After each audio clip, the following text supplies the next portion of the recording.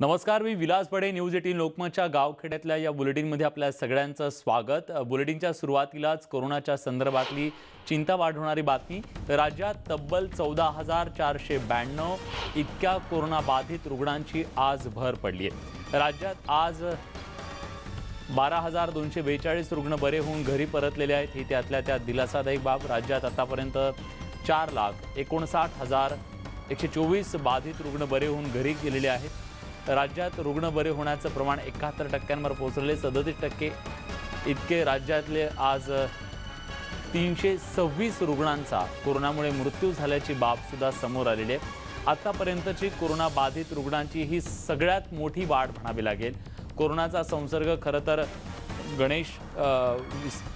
सगळ्या गणपतीच्या काळाच्या आधी आलेला हा आकडा आहे आणि जो अंदाज व्यक्त केला जातोय तो सणासुदीच्या काळात आणखी कोरोना फैलावू शकतो, त्यामुळे चिंता व्यक्त केली जाते. सागर कुलकर्णी आपले प्रतिनिधी आपल्यासोबत आहेत. सागर, काय अपडेट्स? विलास, एकतर आज जो आकडा समोर आलेला आहे 14,492 नवीन रुग्णांची नोंद होते. त्याचवेळी 12,000च्या आसपास रुग्णांना डिस्चार्ज जरी देत असला तरी सुद्धा जे रिकव्हरीचं प्रमाण आहे, रुग्णांचं बरं होण्याचं प्रमाण, ते 71.37 म्हणजे हे चांगलं प्रमाण आहे, ही वस्तुस्थिती आहे. पण रुग्णांच्या मृत्यूंचं सुद्धा प्रमाण राज्यामध्ये तब्बल 326 पर्यंत मृत्यूचा आकडा आलेला आहे आणि 3.32% हा मृत्यूचा दराचा टक्का आहे.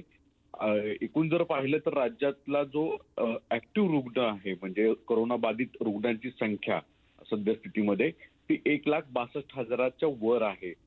थोडीशी चिंता करणारी गोष्ट आहे, कारण की 2 दिवसावर विघ्नहर्त्याचं आगमन होत आहे. त्या निमित्तानं परत लोक मोठ्या संख्येने परत बाहेर येणार आहेत. अशा परिस्थितीमध्ये रुग्णांची संख्या वाढत असेल तर थोडीशी चिंतेची बाब आहे. सर्व नागरिकांनी फार काळजीपूर्वक निश्चित सणासुदीच्या काळामध्ये नागरिकांनी कोरोना संसर्गाचं भान ठेवणं गरजेचं आहे. सोशल डिस्टन्सिंग पाळणं सुद्धा गरजेचं आहे आणि ज्या गोष्टी खरं तर संसर्ग रोखू शकतात अशा सगळ्या गोष्टींचा अवलंब करणं आपल्या सगळ्यांच्या आरोग्यासाठी गरजेचं आहे. धन्यवाद तुम्ही दिलेल्या सगळ्या सविस्तर माहितीबद्दल.